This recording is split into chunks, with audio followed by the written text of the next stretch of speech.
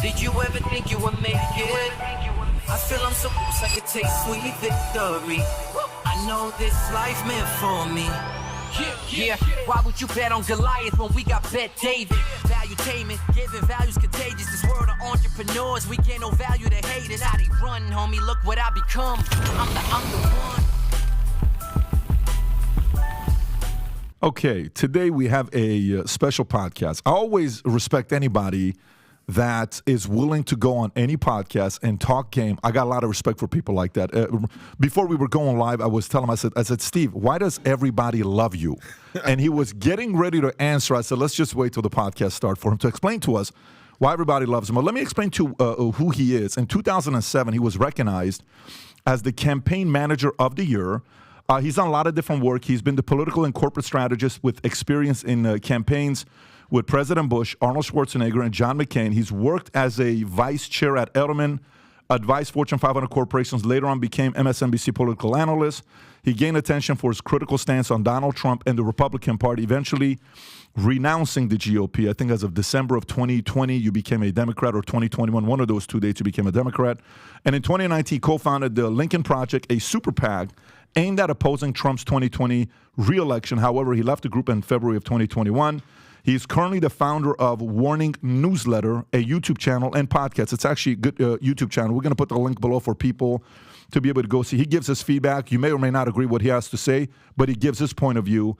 And then last but not least, I always think about if somebody was to play a role of me in a movie, who I would want to play the guy, right? It's a very important, like I would like John Bernthal. I'm a big fan of John Bernthal. But imagine in a 2012 HBO movie called Game Change, Woody Harrelson plays you. Wow. Okay, that's exactly what happened. And our guest today, Steve Schmidt. Steve, thank you for being on the podcast. It's great to be with you guys. Thanks for having me. Yes. So why do people love you? What is this with you, man? I guess it's the good hair, right? Killing the game. Yeah. Look, you get into politics, and you assert a conviction. For every person who cheers you, there's one out there that wants to hang you, and that's the reality in the country today. Is we have a real lack of tolerance, right? For somebody hearing something they disagree with, and really at an emotional level, at an adult level, at a pragmatic level, they just can't handle it. I know a lot of people would say with you guys when what you did with Lincoln Project, for people who don't know, maybe if you do or you don't know, Lincoln Project, many would say you guys played a big role in President Trump not getting reelected. Yeah. Okay, I think a lot of people would say that, right? I think that's right. I think that's what the reputation would be, because you were able to get a lot of people from the Republican side to not want to vote for Trump, and you were trashing him, bashing him nonstop. And there's obviously a lot of controversy that came afterwards with Lincoln Project. We'll talk about that. But at first, I want to talk about your background, because there's only about 10 of you in the war in America today that can talk about what it is to win a campaign, lose a campaign, mistakes you make, things you do right, things you do wrong. I remember one time I'm in L.A. at Wayne Hughes' house in Malibu, and I'll never forget, he brought the campaign manager at the time of Gillespie, am I saying it? What's his name? Something Gillespie? Anyways, it was two people. One was for Clinton's campaign manager, and he brought Bush's campaign manager. Maybe it was one of the two. Mm-hmm. And they debated for an hour and a half. Friendly debate, but they debated for an hour and a half. One of them eventually later on ended up running for governor in Virginia. Ted Gillespie. Ted, that's what it is. Yeah. And then the other one, very gentle-mannered guy. He was Bush's guy. And just sitting there, you're watching this, you're thinking they're going to talk policies the entire time. But it was all strategy on how to get the other person to win or lose. So for you, let's go to your background, like who you were before, how you came into this business, and then we'll go into Lincoln Project. So before you got into politics, maybe walk us through who you were in high school, in 10th grade, 11th grade. If we're in classmates together, who was Steve? I was a striver, I think, of trying to please, right? So I was on the football team, but I was also playing in the marching band for competitions. I was vice president of the class. I was an Eagle Scout. I was, president of the National Honor Society, all that stuff. And then I went to college, and I wound up being the scholar of my pledge class in the fraternity, and I got a 1.9 GPA that semester. So I by 1 point, PBD. so I right. So 1 So point. I rebelled in my college years, but I grew up in a middle class town, North Plainfield, New Jersey. There's a documentary out right now called Telemarketers about the largest telemarketing scam in American history. All these guys were from the town I grew up in. They were 2 classes ahead of me. It was overwhelmingly Italian American town, but very ethnic.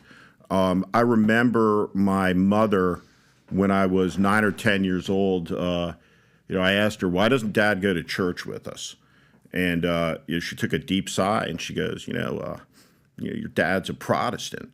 And it was like, what's a Protestant, right? There were Jews, there were Catholics, and across the little creek was an all-black city, and those were the Baptist churches, right? So that it was an ethnic melting pot, working class, suburban, bedroom, New Jersey community, kind of coming in age of Ronald Reagan's America. I distinctly remember in 1979, really the first issue that had consciousness of that you were drawn to watching the news, what's going on, was the Iranian hostage crisis. And so followed that race, always loved politics, and was drawn to it from a little kid.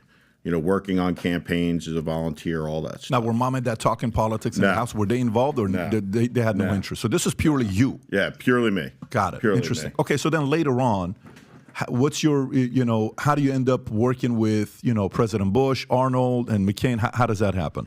That happens after a decade on the road as an itinerant campaign worker, right? Going from campaign to campaign.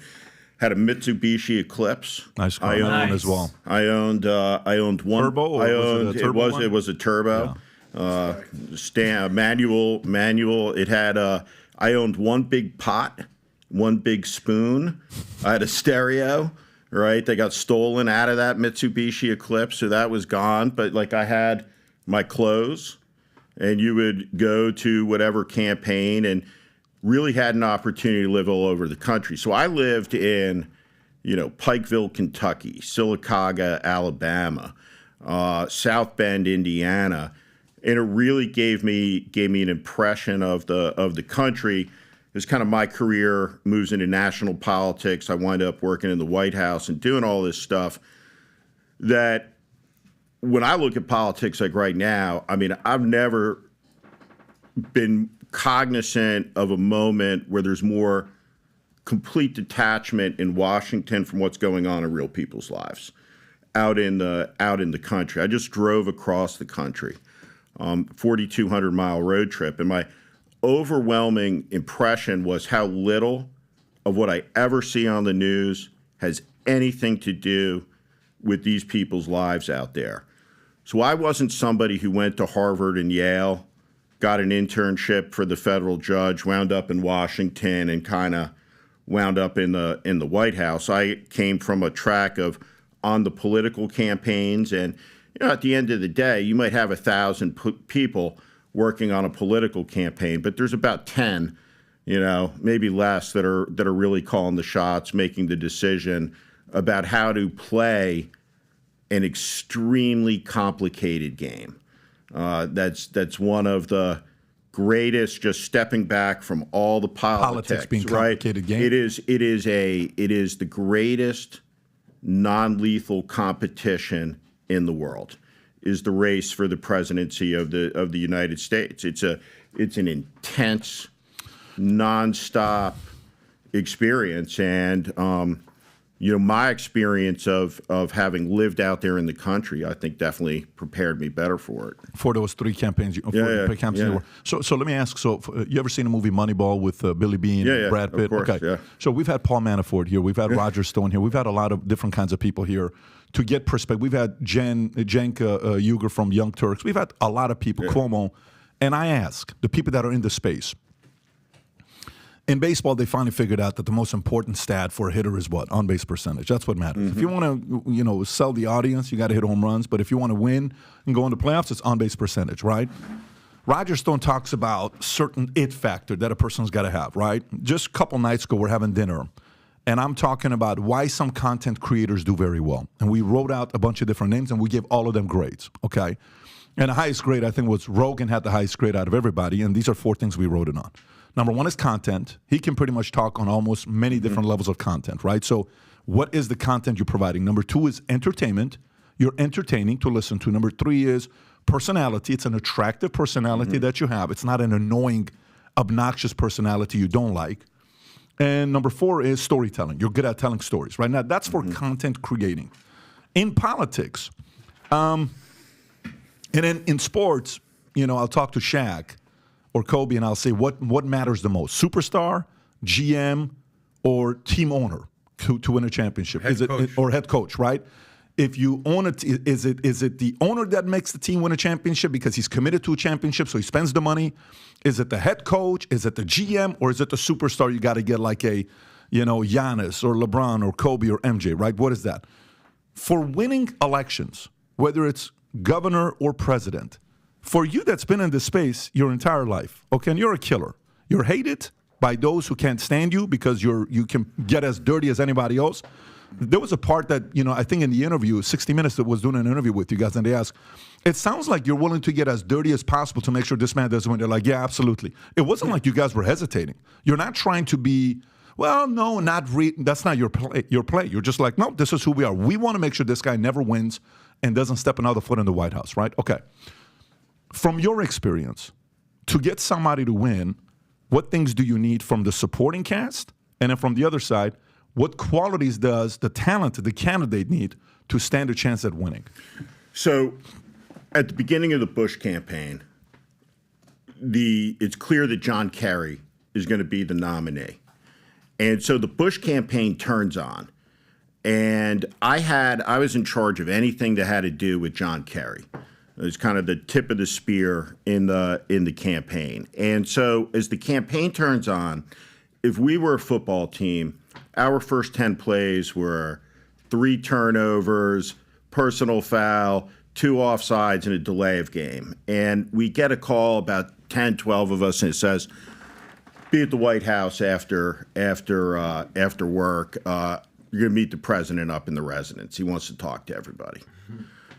And we were like, oh, fuck. Like, we're getting fired like a week into this. And so we go up there. And Karl Rove is sitting there. The president walks in. He was in a really good mood. And Bush is an intense guy. I think when you see him on TV now, I look at him like my dad, right? He's mellowed out a little bit.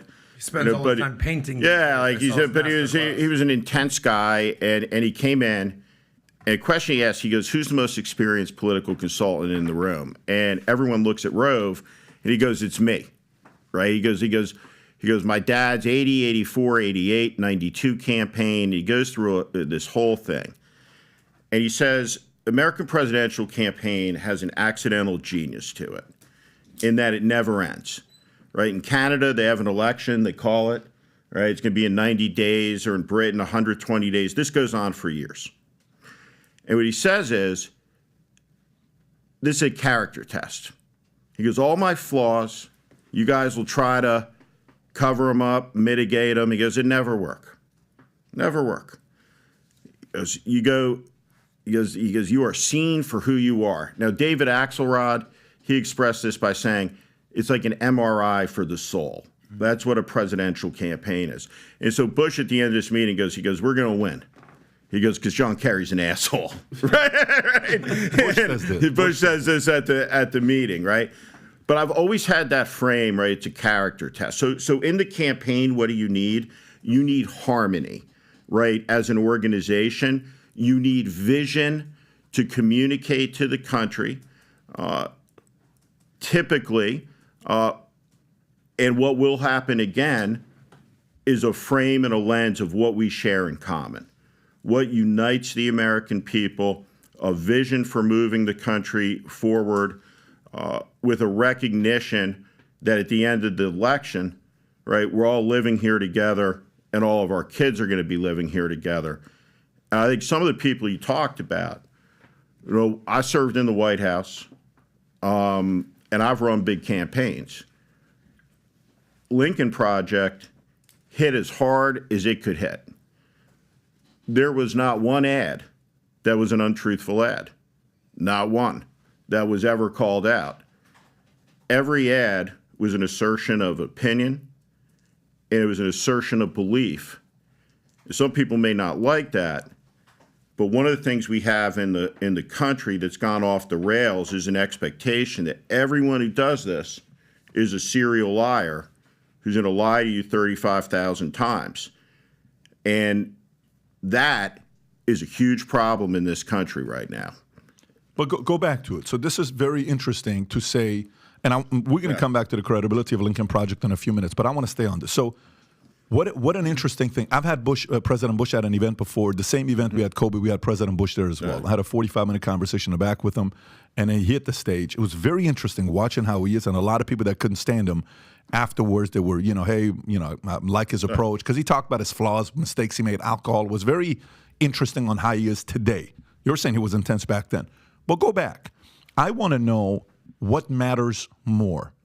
Is it the best campaign manager I hire? A shitty candidate with the best campaign manager, is that person going to win? Or is it you need a candidate that has this, and this? For example, the reason why many people liked what President Trump did, he was the best anti-establishment guy that we've seen in a long time, and many would say you're 100% establishment guy, right? From your background and who you work with, the guys you represent. A lot of people would put those guys as establishment. Many would.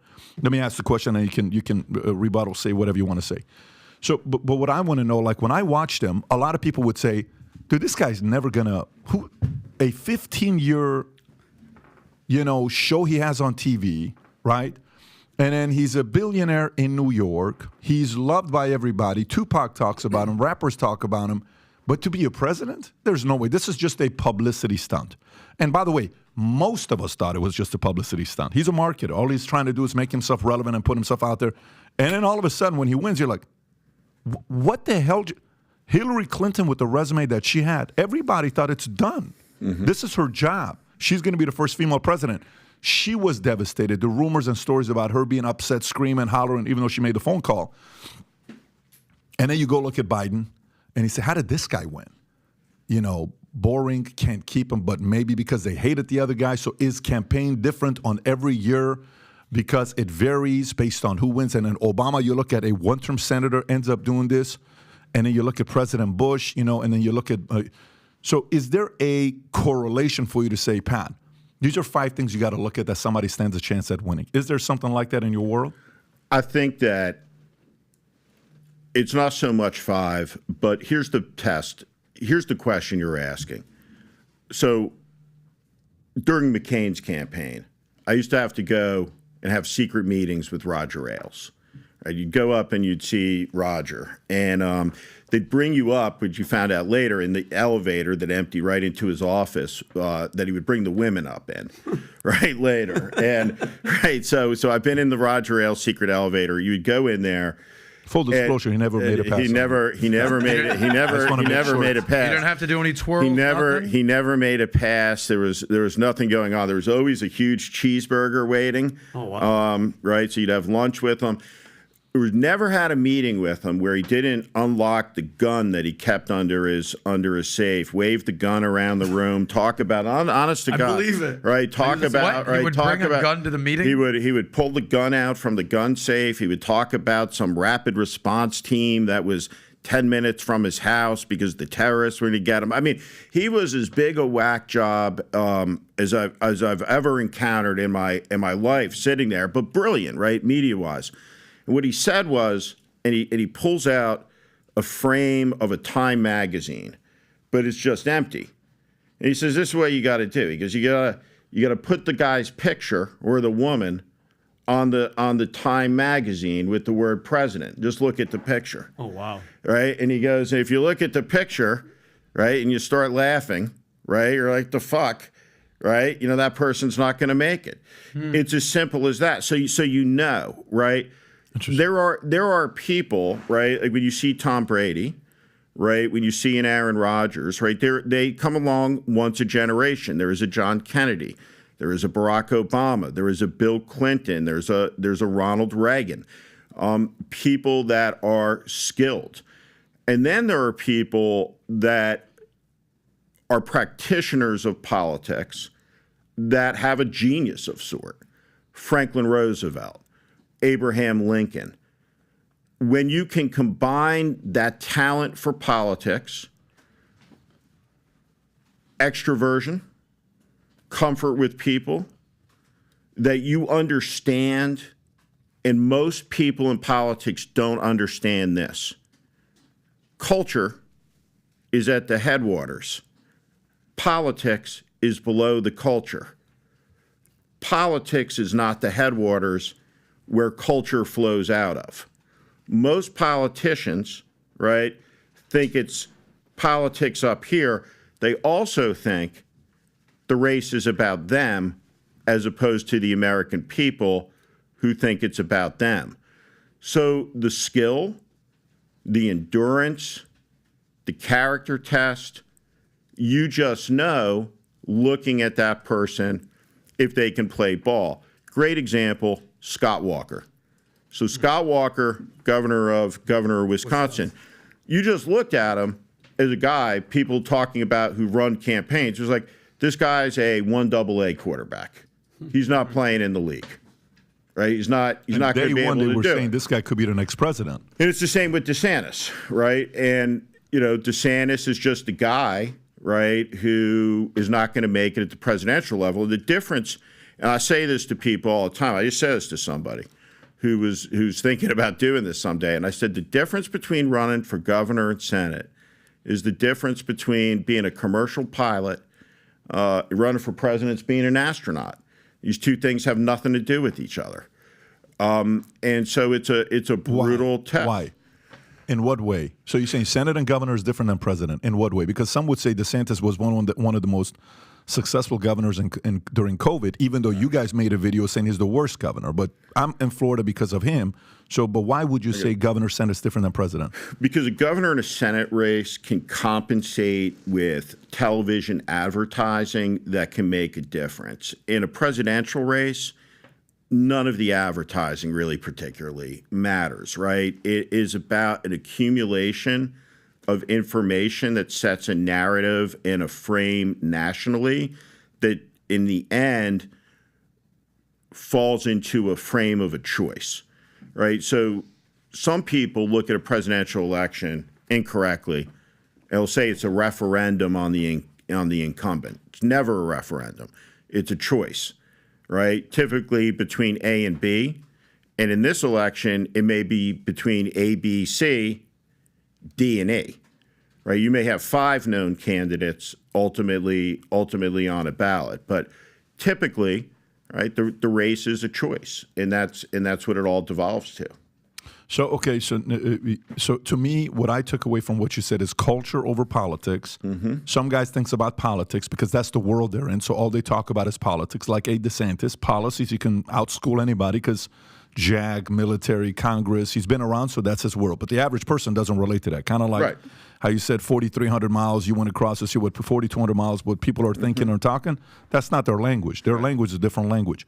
Do you think that's why Trump did so well and he won 2016? What Trump is at his core is a philosopher of fuck youism, okay?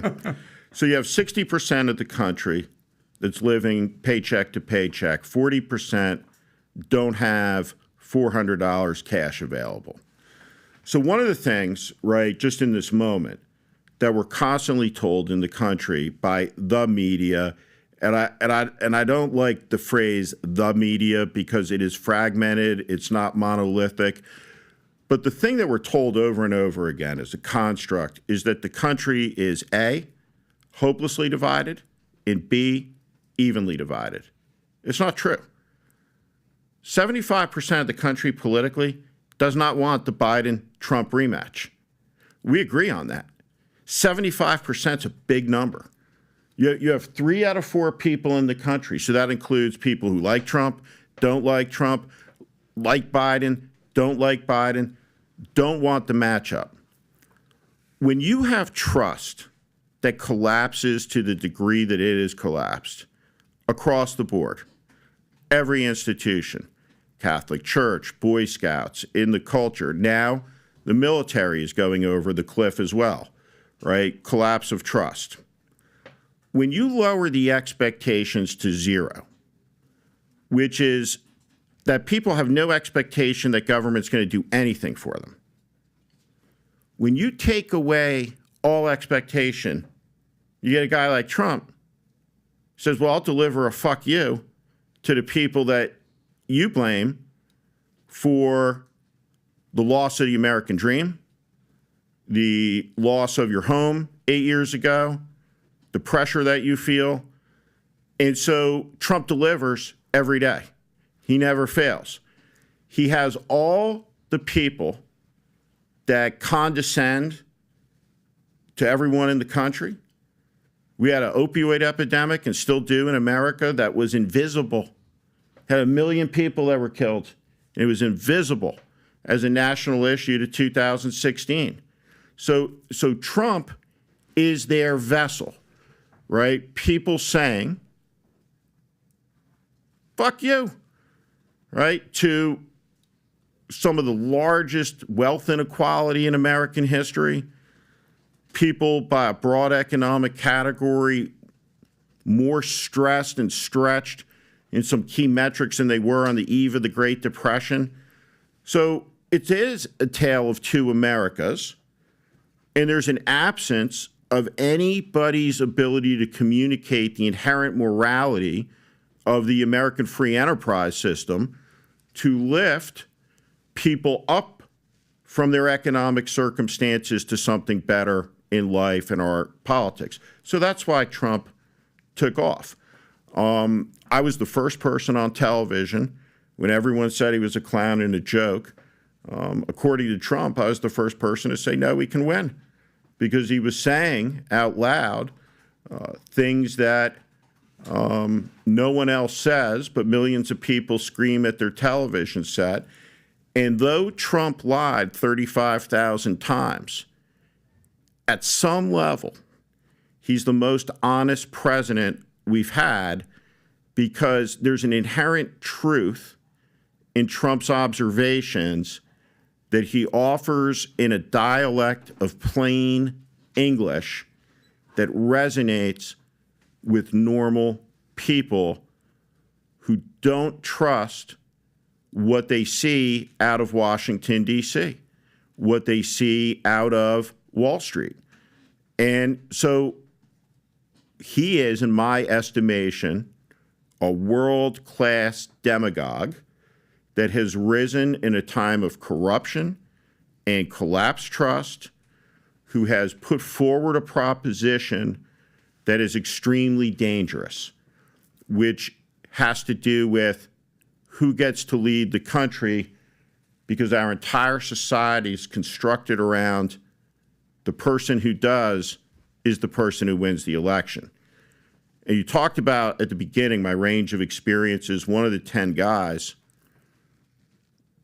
The thing I think that's unique about me on a very small list is I'm the guy who placed a concession phone call for a defeated presidential candidate. And I've been on both sides of winning campaign, losing campaign. Winning is more fun. But you have a duty as an American that supersedes everything in that moment. And in that moment, when John lost, and it was clear in that evening, it was not a time for bullshit. The first black American had just been elected president of the United States.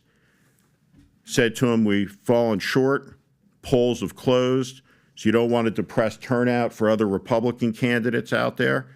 And I was the person who picked up the phone. And the first person who addressed Barack Obama as Mr. President-elect in this country who mattered was John McCain. And that continuity is a sacred trust, a miracle in this country that has gone on for almost 250 years unbloodied until the day that it wasn't. So what's your point of saying that, the last part? Are you saying that to say that Trump didn't do that he didn't make the call? Or are you saying that? I'm saying that Donald Trump has refused to recognize the validity of an American election. Got it. Okay. So let's stay on. That was a very interesting take on Trump, on what he did. Now, do you think for yourself, on locking onto a candidate to help him become a president, do you think you need to be a person that fully believes in that candidate? Or are you such a good campaign manager that you don't even have to like the guy, you can help the guy win? No, it's too intimate a space to hate the person, right? It wouldn't work at all. But I've never worked for somebody that I've been down the line agreement on any issue, right? If you agree with someone on 80% of issues, or even 75%, and you work in politics, that's where you are. And I grew up in New Jersey. I was from the moderate wing of the Republican Party. I was one of the first Republicans of, I guess, any prominence to give a speech in favor of gay marriage. So I was always outside, whether it was on abortion issues, on this, from, the majority of the Republican Party. But there was room in the Republican Party for moderates during that period of time when I was up and coming in, in politics. I asked this because I know I read somewhere that you didn't actually vote for McCain, even though you were his campaign manager. Yeah. So that's what I'm asking. So is there, and is that true, by the way, that you didn't actually vote? I did not. Yeah. So how does that work? So I'm going to be a campaign for a guy that I don't believe should be the president. How am I going to help that guy win? Well, I started out very deeply believing he should be the president. And John, and I've written about this, was a complicated guy. There was a lot of chaos in the campaign. And it was a very disillusioning experience in a lot of ways. But by the time I got to the end, having seen everything that I saw, I just couldn't do it. And so I was a volunteer. John called me when he was belly up, bankrupt, fallen to last place. The campaign had collapsed. I never got paid. You never got paid? Never got paid. I believed in him. No. I think at the end I got a $25,000 reimbursement check, but I got no income.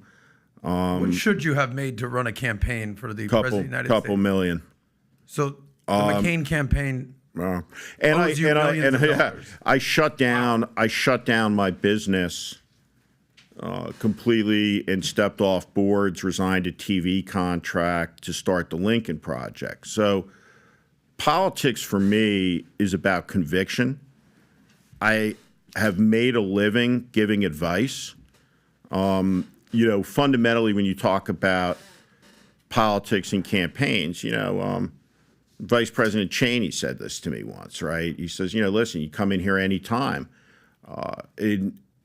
I'm in the decision-making business. You're in the advice-giving business.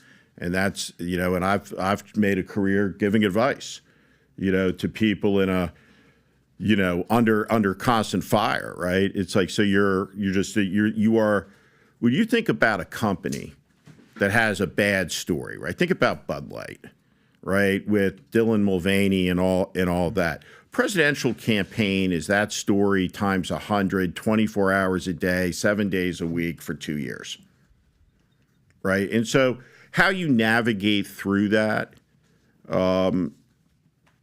is a unique kind of skill set, I suppose. So let's go back to this last thing. Personally, this is purely selfish questions I'm asking. I'm not asking this for the audience. I'm asking it for me. Campaign manager, okay, representing somebody and, helping that person out.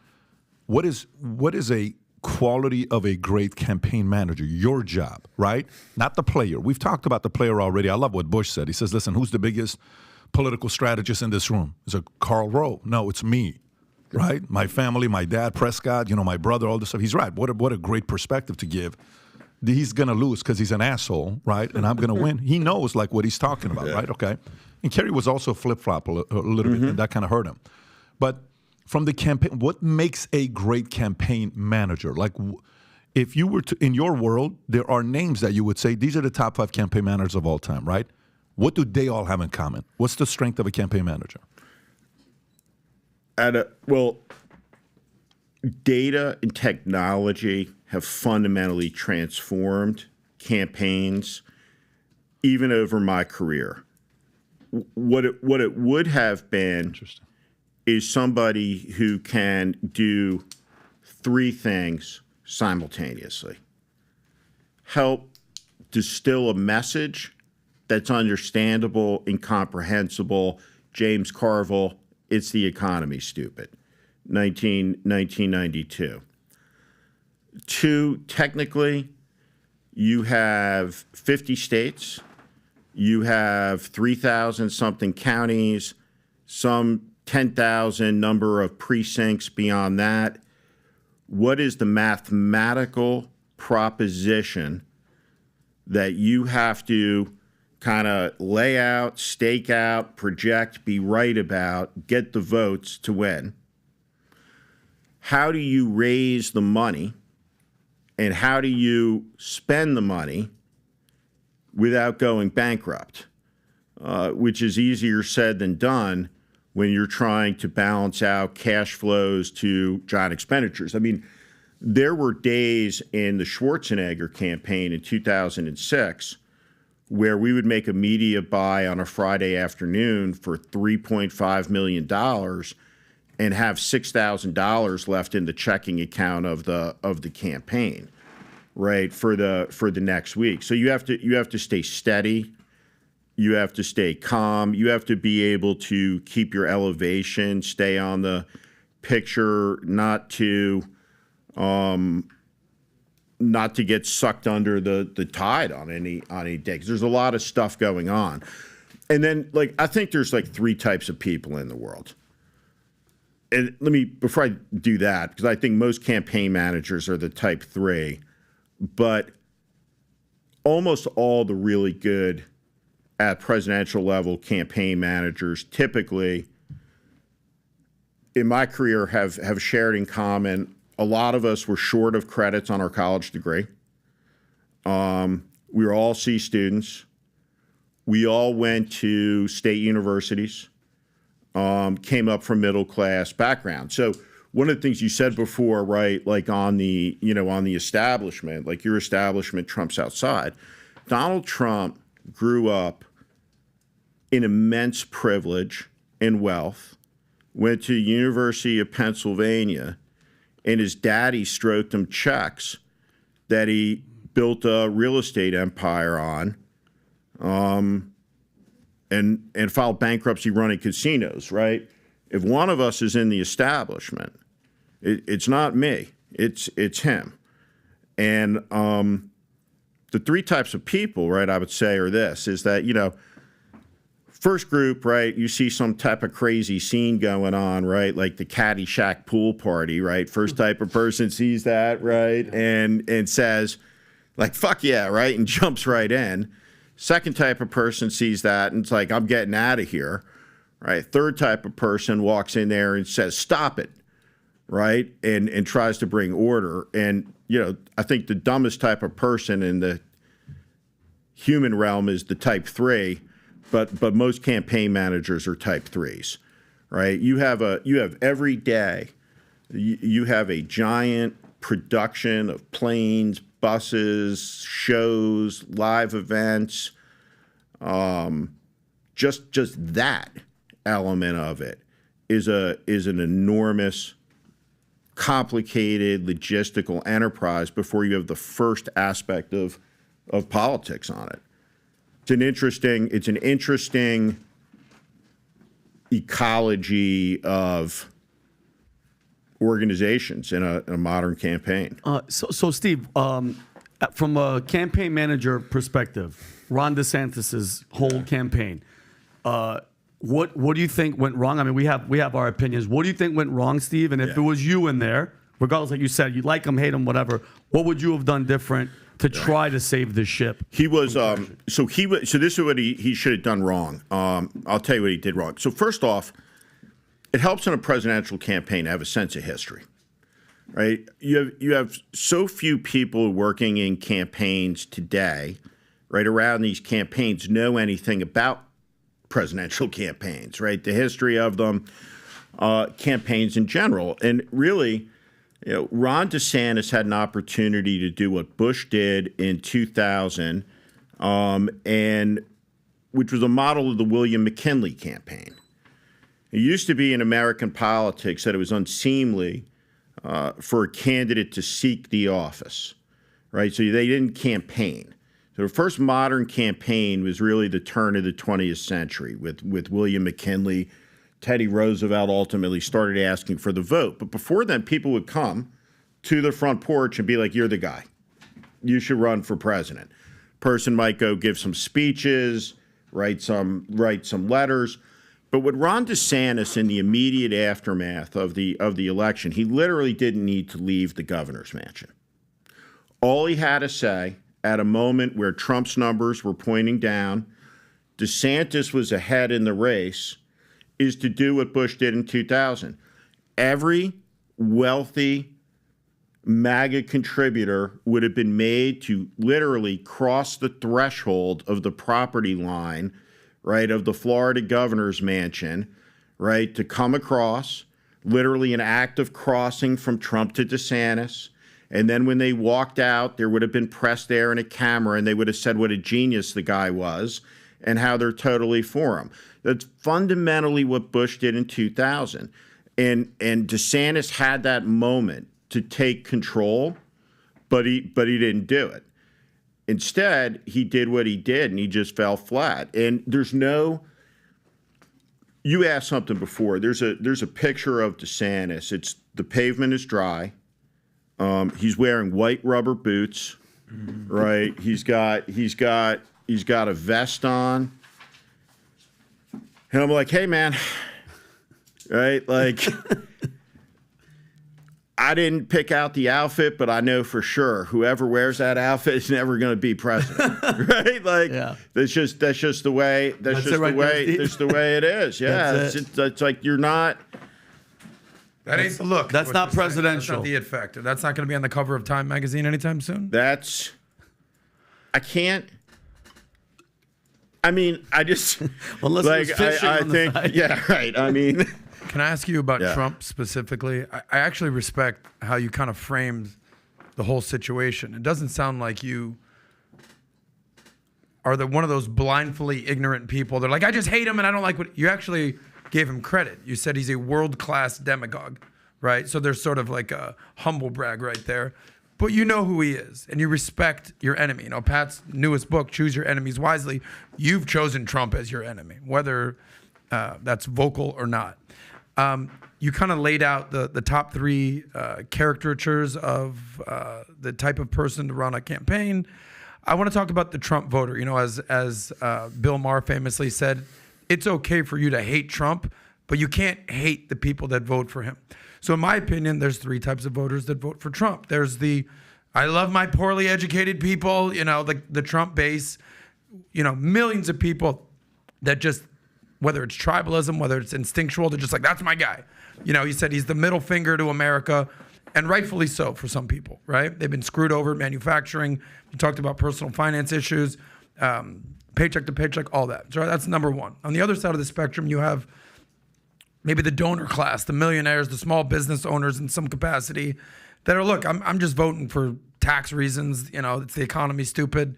So let's put those two on the separate wings. But then you have the majority of people, let's say it's 60% of the people of the 80 million votes or whatever, to 76 million votes, who are like, just look, no, I don't like what's going on the left. I'm a conservative. I'm a Christian. I want to raise my children in the right way.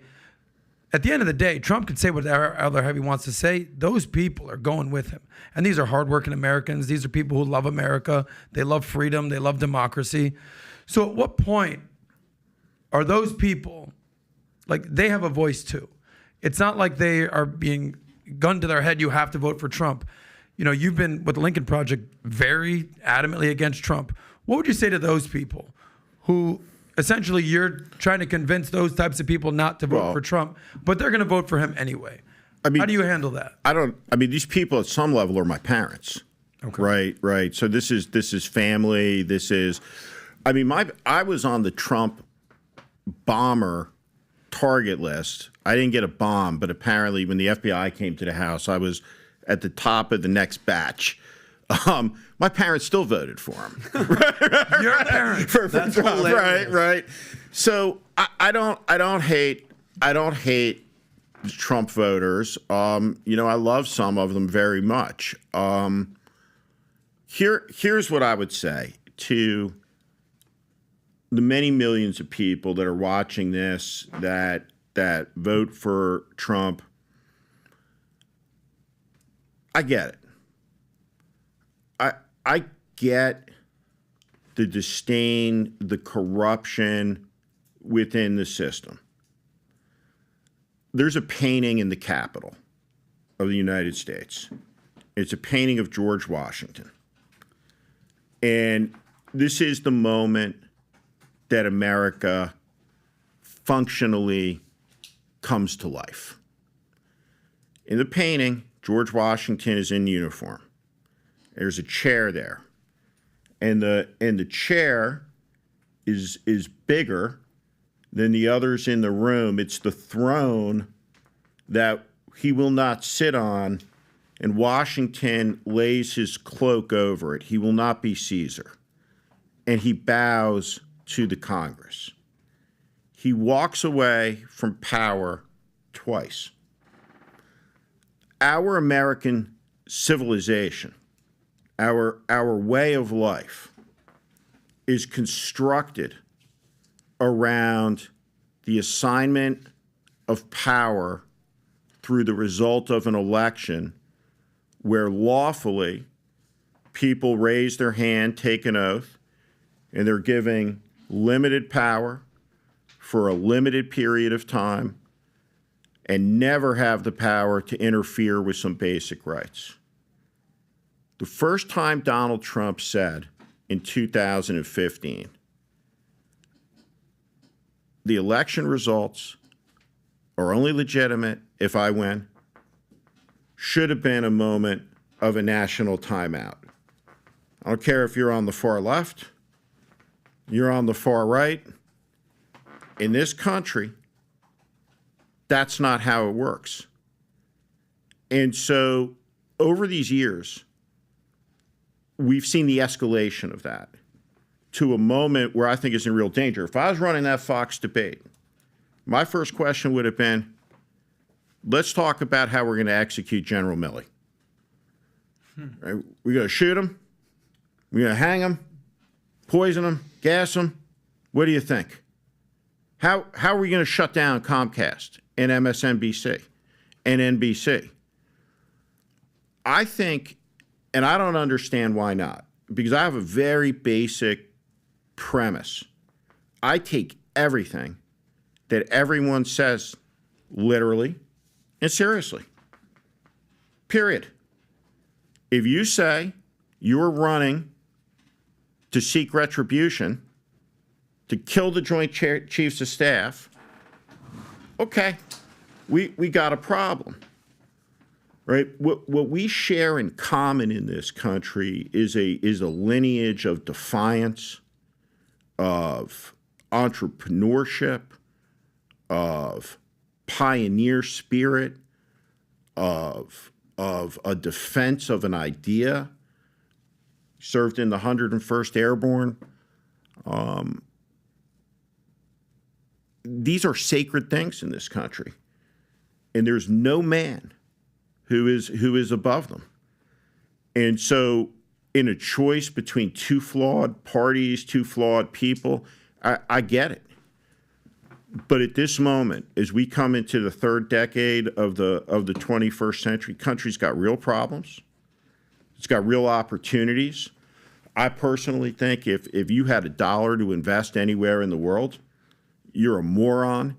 If this is the place you don't put the dollar, this is the most competitive society on earth. But man, is our politics broken. And when you got a guy like Menendez, right, who comes out and you're like, okay, let's hear it, right? Let's hear it, right? And he's like, no, you don't understand, right? I had to sew the money into the jackets because of the old country. Right. I gotta be, That's what they did to you about 60 years ago. I gotta be ready. A country he wasn't born in, he's never been into, right? So it's like, it's constant. And I get it. Joe Scarborough said this, like on Morning Joe the other week, and this is totally true. Mm-hmm. He said, every single Democrat who comes on the air, 100% of them say on the air something completely different from what they say off the air regarding Biden. And here's the deal. It was exactly the same way with the Republicans about Trump in 2015 and 2016. And either way, both sides, the American people get this. They completely intuitively understand it's all bullshit.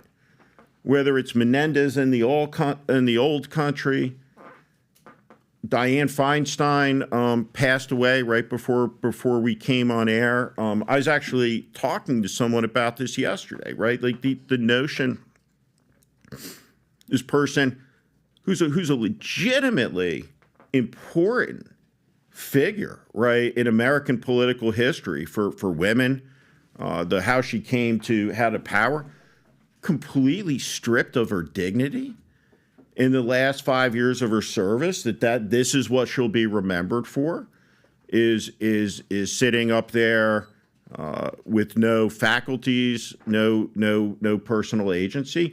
So we have a massive problem.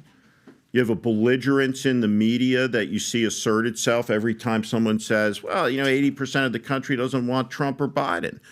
So there's a lot of brokenness. I understand it. But the issue with Trump that's front and center, it has to be, are the intimations towards violence, towards chaos, and the assassination baiting of a guy who spent his entire career wearing the cloth of the quick follow-up. It would seem to me your biggest issue would be people clinging to power. Let me explain.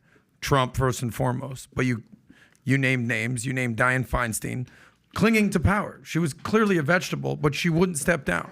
Bob Menendez, clearly corrupt, clinging to power, right? Mitch McConnell, 80 years old, can't even function, clinging to power. Your biggest fear is Donald Trump clinging to power. You used the George Washington example. He's not King George. He's not Julius Caesar. Go deep, go dark here for a second. He clings to power. Let's say he actually wins or even doesn't win this next election, but clings to power, assumes he wins. How dark could it possibly get? What's your biggest fear? There's a plan. It's on the table by elements at the Claremont Institute that seek to really dissolve the functioning of the government, the deep state, as they call it, within 6 months. There is no deep state. There's dysfunction, there's bureaucracy, there's inefficiency. Steve, there's no deep state. No. Come on, Steve. No. Mm-mm. There's no deep state. What is the deep state? Okay, so what do you think when you think about what World Economic Forum Klaus Schwab is doing and his campaign Build Back Better being the same campaign, identical word as Biden's? What do you think about when you see what some of these ESG guys are doing? You got these, State Street, Vanguard, Larry Fink, BlackRock. They own all these stocks, and these 88% of S&P 500 top 3 shareholders is their institutional money.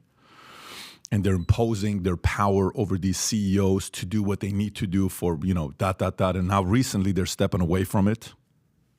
There's a lot of people today that I know when you're sitting here going through some of this stuff, and I want to listen to you because I want to know where your motive is. I want to know where your frustration lies. And, I want to comment on a few of these things and then, give a question back to you. You said Trump being, he was raised with a father with money. His father bailed him out, gave him money and all this other stuff, right? I saw kids who grew up poor, and I saw kids who grew up with money. The kids that grew up with money had more temptations to do stupid things than the kids who grew up poor. Now, what do I mean by this? They're spoiled brats. They're annoying. They're obnoxious. They're always getting bailed out. They never get suspended. If they do, the dad comes in and buys it out. You're not going to see a kid with a rich dad getting, what's the word, not suspended, when you're getting kicked out of school, expelled. It's just not going to happen, right? You're going to get these things.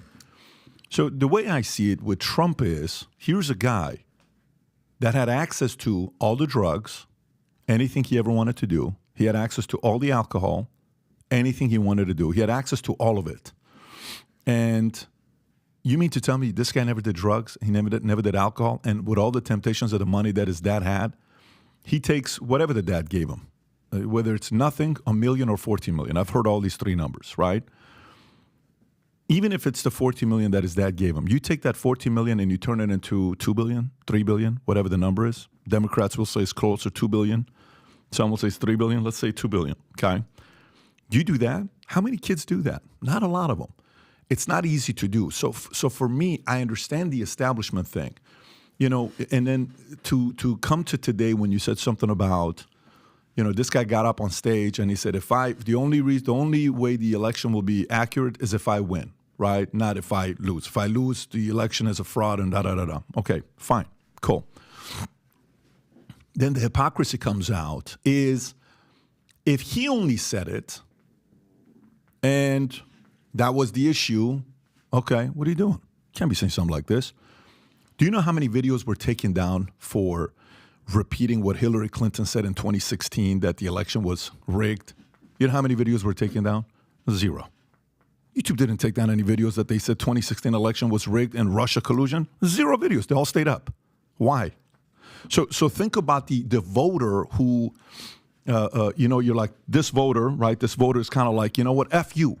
Okay? You want to do this? I don't like seeing people being taken advantage of. That voter is sitting there and saying, I'm sorry, dude.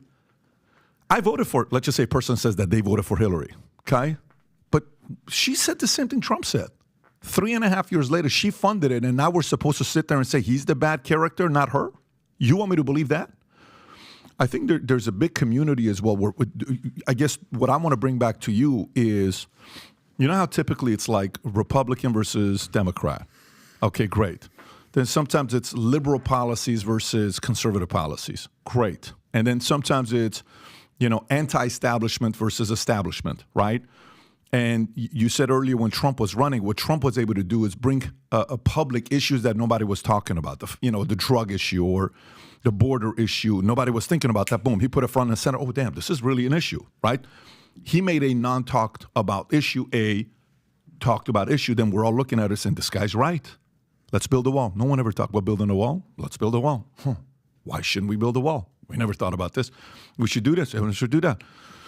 So the part that gets me to question, I'm listening to you and I'm like, this guy sounds like a reasonable guy that he can reason. You can reason. You're sharp. There's a reason why all these guys have hired you over the years. And you say your parents voted Trump. They supported Trump even with the bomber. You had that list, whatever. Even your parents still voted for him.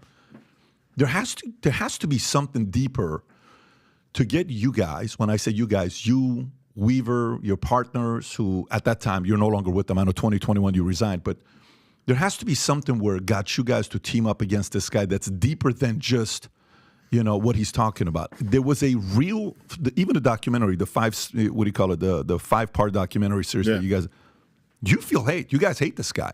You guys were not, you want to do whatever you could to destroy this guy from winning. Where did that come from? Did you watch the documentary? I watched the first episode, not all 5. So first off, what the documentary shows when you watch the whole thing is that just because you are against Trump does not mean you are better than Trump. Because most of the people in that documentary are exactly the same people as Trump.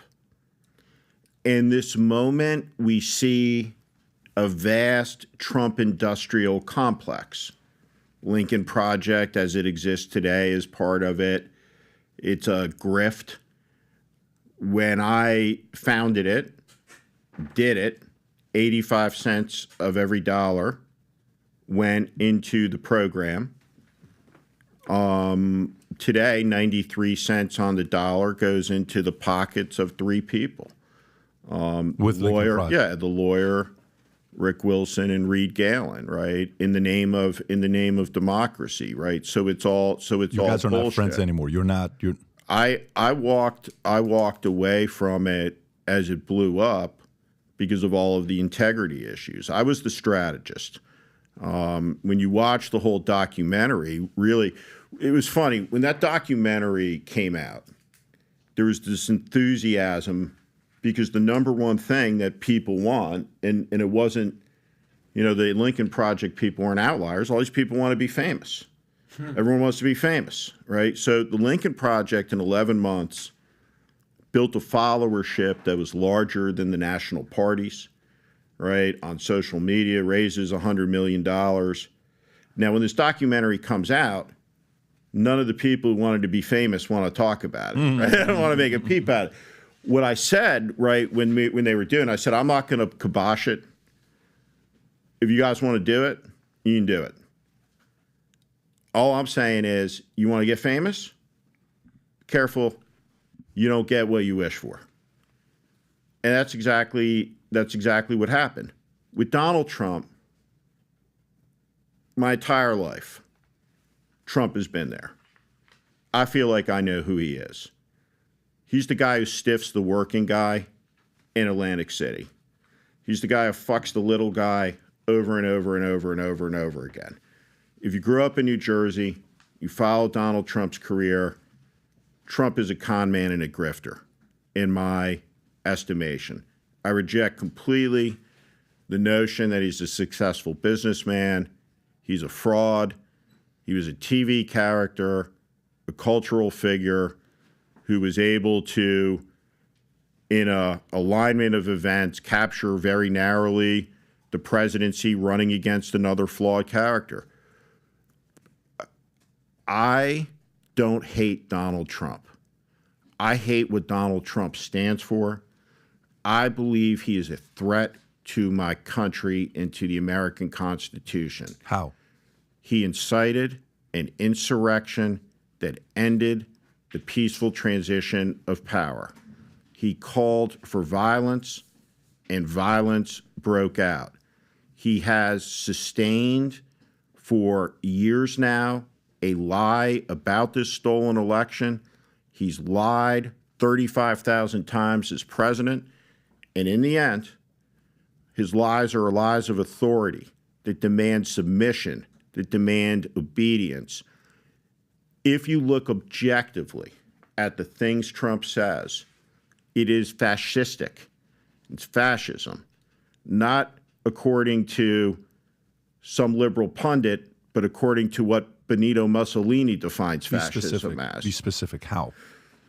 What Donald Trump is very specifically calling for is a consolidation of power around him as an individual and an expression of him as an individual as also being the state. What he does not seem to understand is the idea of the country, a pluralistic representative democracy. He doesn't seem to understand the virtue in the separation of powers, the dignity of the system, of human rights. Over and over again, he has fetishized autocratic leaders from Vladimir Putin to Xi Jinping, and so on and so forth. So over and over again, the rhetoric, the actions. Jared Kushner walked out of the White House and within 6 months took $2 billion in investment from the Saudi investment fund. One of the most corrupt administrations, if not the most corrupt in American history. A shattering of norms, talking to the chairman of the Joint Chiefs of Staff about deploying the military against the American people in peaceful protests. The list goes on and on and on. In the end, we have somebody who's been indicted, facing 92 criminal counts for mishandling of classified information, a conspiracy in an election in Georgia. They're very, very serious charges. Democracy is threatened by this man, and it's threatened by cowardice, by people who didn't oppose him. I think this is important to understand. Every Republican, all of them, 100%, had my position on Trump. All of them. Every one of them got in line, except for like 6 of us.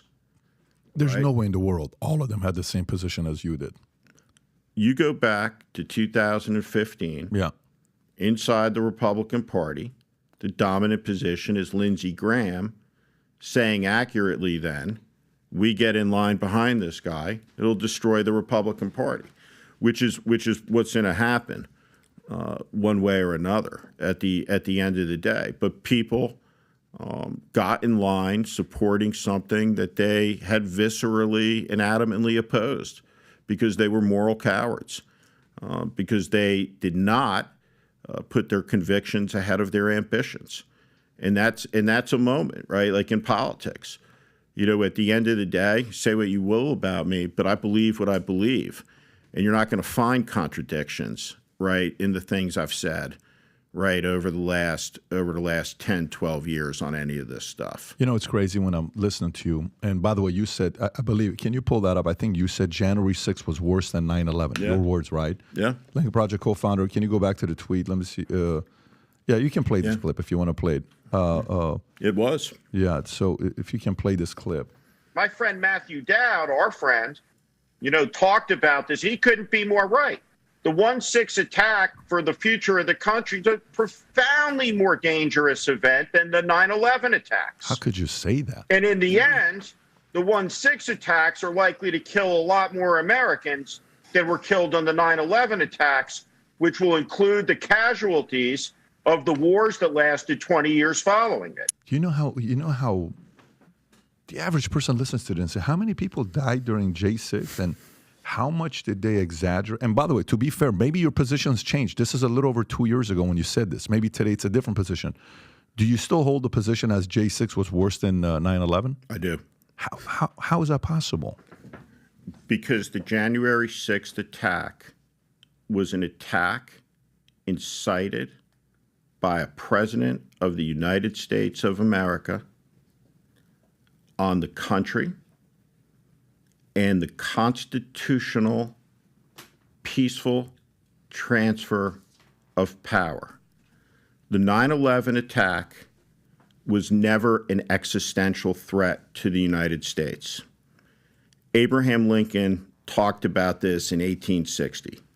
He said the most powerful European army could march, land, it will never take a sip of water from the Ohio River. That if we're to destroy ourselves, it'll be through an act of national suicide. That was the preface to the act of national suicide. The Capitol building of the United States is the citadel of our democracy. These people shit on the floors. They desecrated the building. A Confederate flag was carried through the rotunda.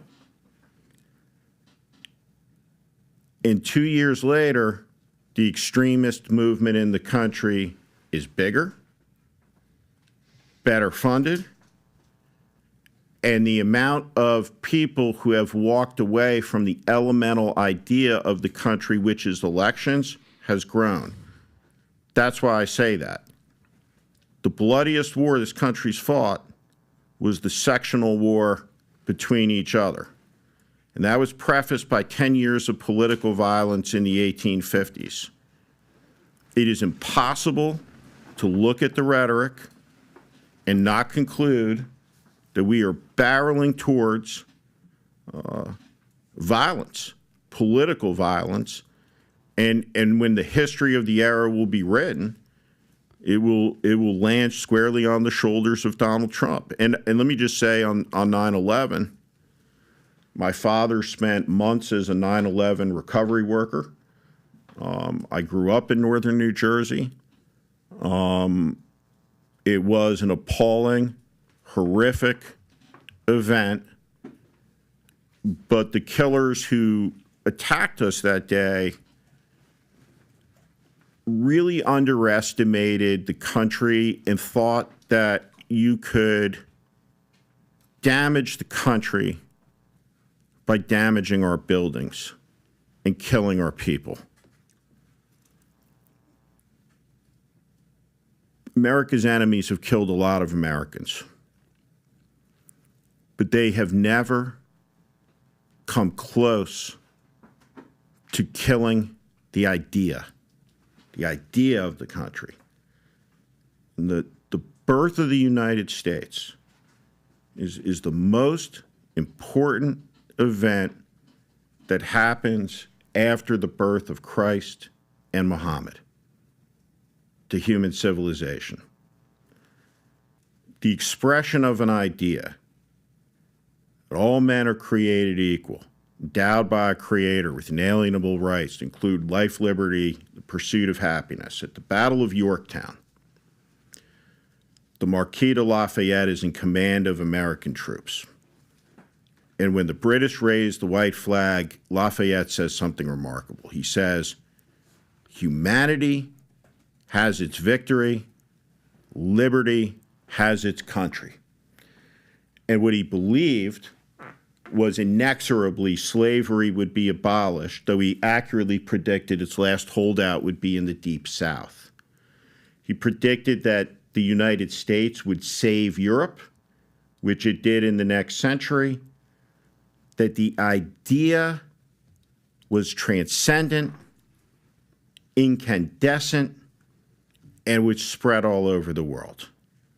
That's why the attack on January 6th was worse than the attack on September 11th. Do you really believe what you're saying right now? 100%. 2,977 people died during 9/11. Absolutely. And one person died in J6. Some say 5, but it's one person that died. Ashley Babbitt, she was shot. That's not how I measure. That's not how I measure the severity of those attacks. And what do you say with a Ray Epps that's in there saying, "Get in there, get into it," and it's like insiders encouraging people to go in, and he comes afterwards and is being talked about, and he is let go free, even though he was the one that is also doing it, but he gets a small little misdemeanor. Other guys are still doing. You realize like the average person watches. So here's what the average person does. Forget about me and you. The average person watches this and has to decide between you and maybe my position, right? They're gonna say, okay, let's just say they hate Trump. Okay, all right. So they're gonna try to do whatever they can to side with you. Then they hear you say J6 was worse than 9/11. One person died, 2,977 died. The difference for me between J6 and 9/11 was the following. 9/11, the enemy was external, and we were united. A day after 9/11, nobody cared if you're Republican or Democrat. We were all Americans. A day after J6, we were divided. Because it's like, you voted for Trump, you're this, you're a fascist, you're that. Dude, what are you talking about? What are you talking about? It was so divisive, starting with the media, doing whatever they could to destroy one guy, his reputation, his life. Now what they're doing, they're saying Mar-a-Lago's worth only $18 million. It's not the proper valuation of Mar-a-Lago's $18 million. You're talking about Mar-a-Lago's $18 million. Mar-a-Lago's a $500 million property. It's only worth $18 million. So the more and more they do stuff like this, you know what makes the average person think about? It makes me think about they're targeting this guy. They hate this guy. They envy this guy. They're upset at this guy. Maybe they hate the fact that he's loved in ways that they'll never be loved. Maybe they hate the fact that he gets the kind of from his followers, because I don't know if anybody on the left, aside from Obama, I think Obama's followers love him. there's people even on his side that voted for Obama that say after I thought he was going to be Obama, he didn't do as much for my community as I thought he was going to do. There's a lot of people on the left that have said that about Obama. But Obama has people that love him. And Trump has people that loved him. And a part of me makes me think, there's a level of envy for how much support this guy gets. And then your side, you're sitting there and you're okay with Hillary saying there's going to be fraud in 2024 election. Or, we probably lost in 2016 because there was a Russia collusion. There wasn't.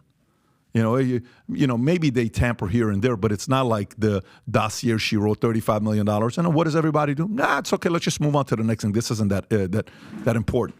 Credibility is lost. Then with Lincoln Project, it's interesting where you are right now with Lincoln Project. So Lincoln Project comes out and says, Trump is this and Trump is that and Trump is this. I think you guys won.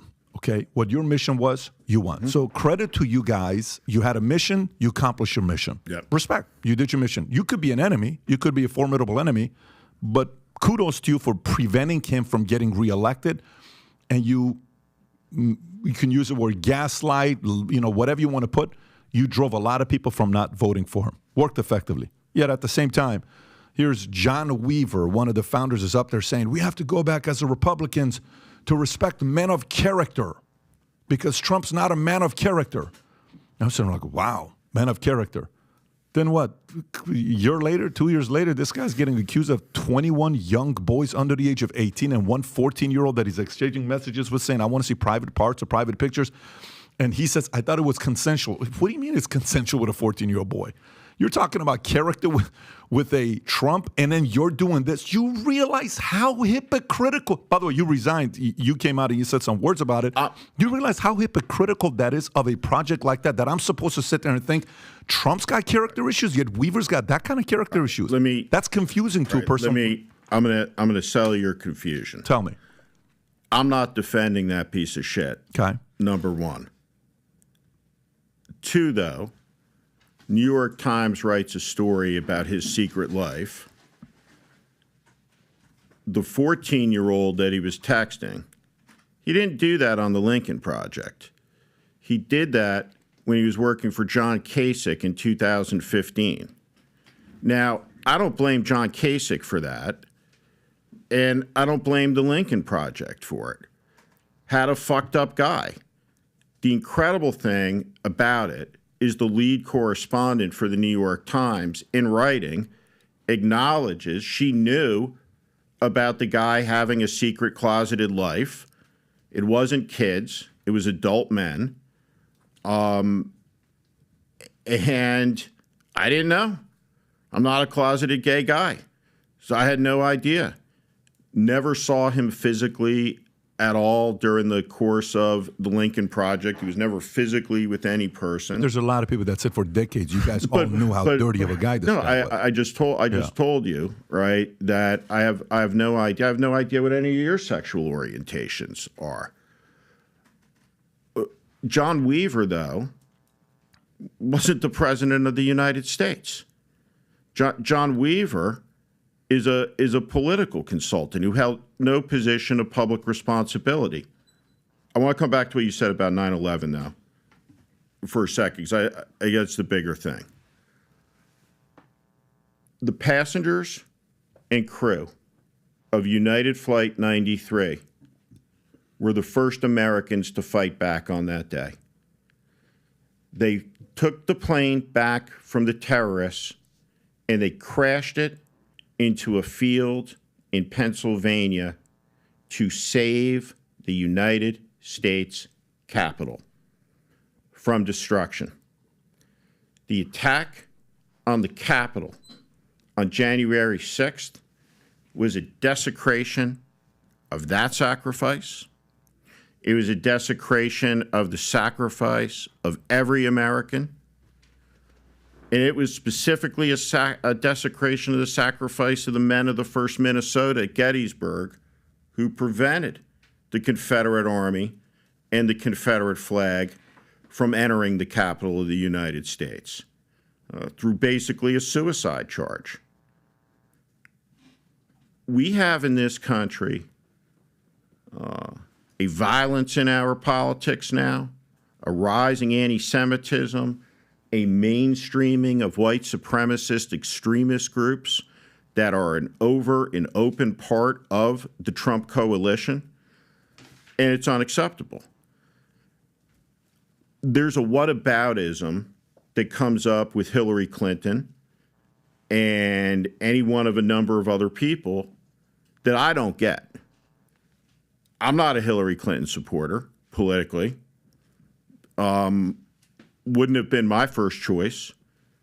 I voted for against Donald Trump, but I mean, what type of crack pipe are people sucking on if they think that the country would have been where it is today if Hillary Clinton had been elected president of the United States? Wait, you're saying it would have been better if Hillary would have been president? Than Trump? Yeah. In 2016? Of course. Of course. Of course. Because the democracy would not be threatened. The democracy would not be threatened. You have a guy. You mean the establishment would have been not threatened and Are protected? you troubled by the fact that he just called for the execution of the chairman of the Joint Chiefs of Staff? Does that bother you? You're saying Hillary Clinton. Does it bother you that Donald Trump just called for the execution of a 4-star general, the chairman of the Joint Chiefs of Staff? He just called for him to be killed. Do you think he doesn't mean it? The fact, Steve, you lose credibility when you say 2,977 people died is less of an event than one person dying on J6. No. That's not. When you say that, you've already. That's not. You're manipulating what I said, twisting it. What I said was January 6th was a more severe attack on the United States. September 11th had more casualties. There's a difference. How do you measure worse? There's got to be data. You said you're a data guy. Data says one event we lost nearly 3,000 people. One event we lost one. The average person, they're going to say, of course 3,000 is going to be worse because than I one. guess I'm counting the 600,000 that died in the American Civil War. And I'm counting the 405,000 that died in the Second World War. And I'm counting the 50,000 that died in the Korean War. And I'm counting the 58,000 that died in the Vietnam War. And I'm counting the acts of sacrifice that go back to 1776 that were desecrated on that day, incited by a single man who assaulted the Constitution of the United States. We were attacked by a foreign enemy on September 11th of 2001. The casualties were horrendous, as they were on December 7th of 1941. But the attack on January 6th was more severe also than the attack on Pearl Harbor. Well, some would call it attack, but from the videos that we saw, Steve, from Twitter and just undercover cameras, it didn't look like an attack. If somebody what are you talking about? I'm just talking about all the videos that we've seen, the undercover. What do you mean all the videos? All the videos on Twitter. Well, all the videos on Twitter? Yeah, hold on.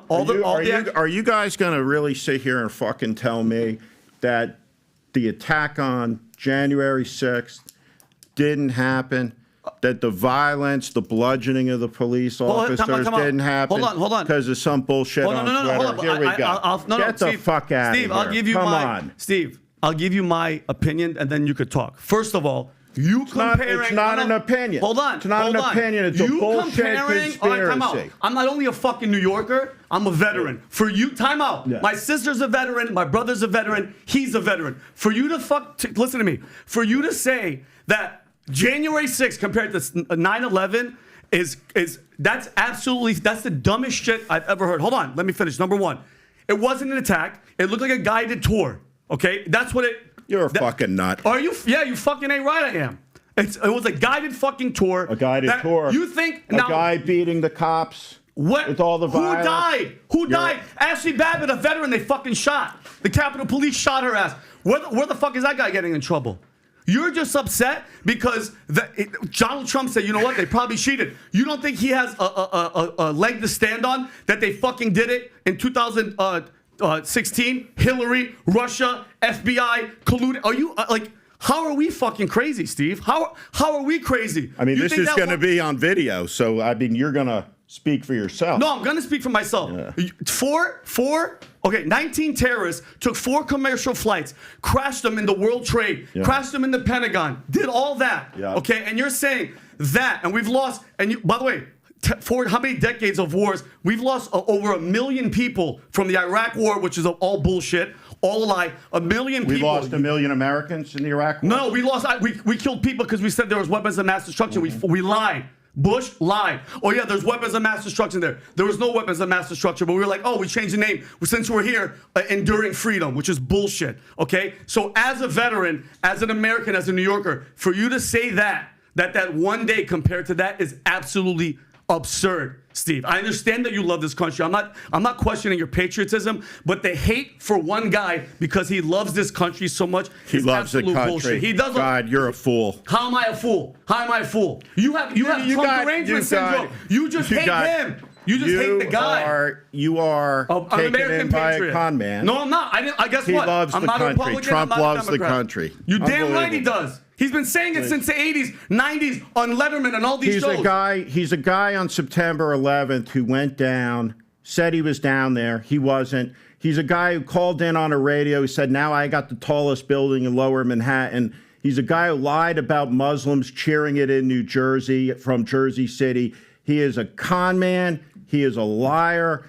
And that you have fallen for this bullshit. I'm not falling for anything, Steve. Please. Steve, how about this, Steve? It didn't have to be Trump. What I love is that this dude sacrificed everything to pull back a curtain and tell the regular American. What did Donald Trump sacrifice? Time out. Guess what? What did Donald Trump sacrifice? His career, he could go to prison. He could go to prison for what you guys want for the rest of his life. Probably shouldn't have broken the law. No, Steve, you know what it was? Steve, don't give me this breaking the law bullshit. Huh? He pulled open a curtain and let all of us see. The regular people. Look at what these assholes are doing. Fake news, fake this. Are you talking about the shower curtain where he had the country's most sensitive secrets? Oh, you mean no? What about the Biden doesn't bother you? But Biden doesn't bother you? Right? They all take documents home. They all take. Hey, hold on. Were we in better shape now than when Trump was in? Are you happy with what's going on? You and your Lincoln Project, but mind you, the biggest hypocrites. You guys were going after him for Russian collusion and tax evading. That's what you guys were doing. All your people. You were the only one that was innocent. The rest of them were perverted. One of them was a Russian agent.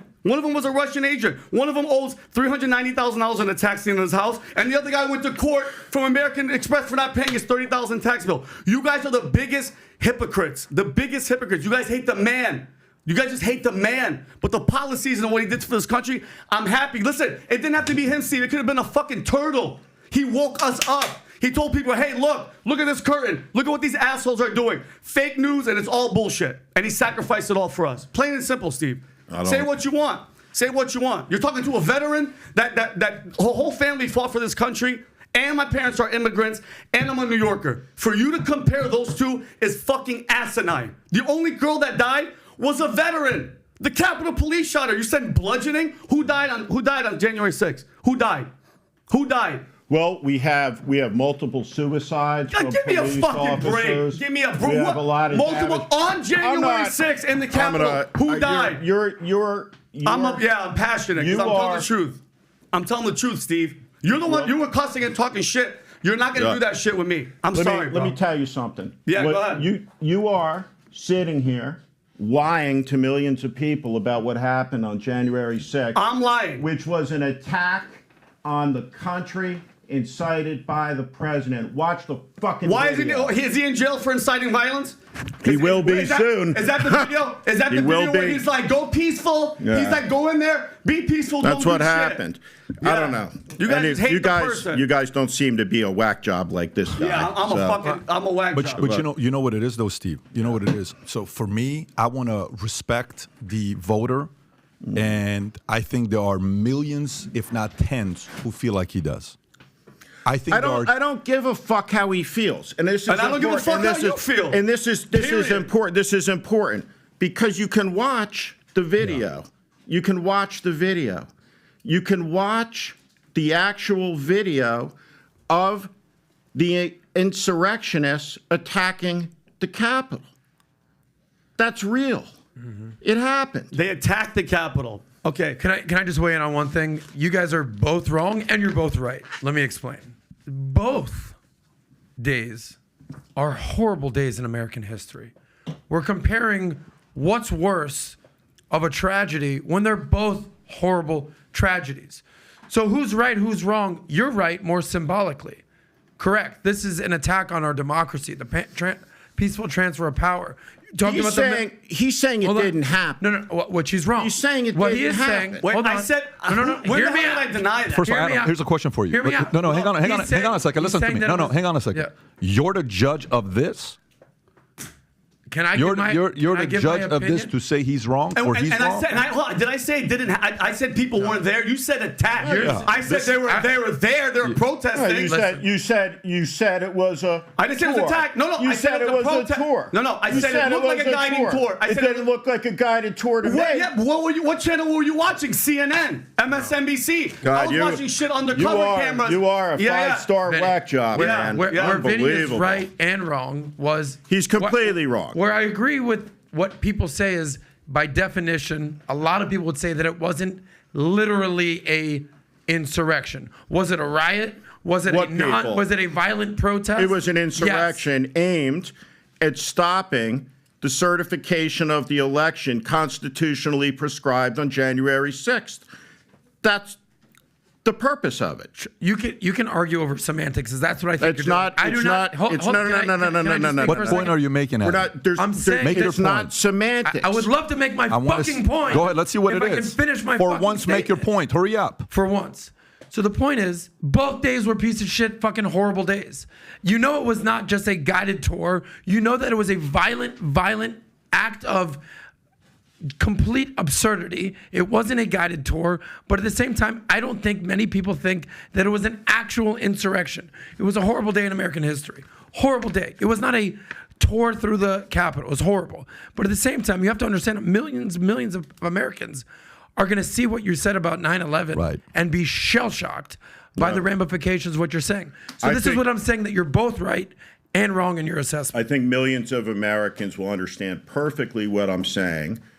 I think millions of Americans, sadly, are abused by people like you. I'm abused. Who have a platform and communicate misinformation like you just did, that this was a guided tour as opposed to a violent attack. You are one of the people, through your conspiracies, who is poisoning the discourse and the ability of people to tell reality. Yeah. I want to say, for the record, you're completely, absolutely, totally full of fucking shit. Yeah. When you I love say, you too. when you say, I say what? When you say that stop that getting was so close to me. anything Why are you getting other, closer to me? when that was anything Michael, go use other your than an microphone. insurrection. Go use your microphone. And guess what? I can say whatever I want because I'm an American. By the way, Say reasonable whatever the fuck I question want. for you. Yeah. Reasonable question for you. What was and Adam? Here's a question for you. You said violent protest. You used those words Twice. He I said did. violent I twice. did, yes. You said J6 is violent. Yes. Was BLM protest violent? So we're going to go to a separate No, topic. I'm question for you. Yes, it was violent. What's more violent, J6 or BLM riots? How many businesses went out of business, or how many businesses were trashed during Antifa. J6? So now I have to defend BLM. You now? do, because you Okay. used the word violent. They were Twice. both violent. No. Just like 9/11 no, it's not. was also a horrible day. That's not how. Just like January 6th. No, that's not how There's it works. levels. So That's not how only this one works. can be violent No, when the it's other not. one can't? It's not. No. Why So can't January you 6th was understand? peaceful You and have only to- BLM was violent. I got it. What is the difficulty in understanding that one of them was an attack on a very specific place, on a very specific day, with a very specific function taking place on that day, that had everything to do with the peaceful transition of power, which is foundational to how the country functions. That's why. Now we're talking different issues. Right? So if there's a riot right. in Cleveland, and 500 businesses are burned down, that is a threat to the economy in Cleveland, but not American democracy.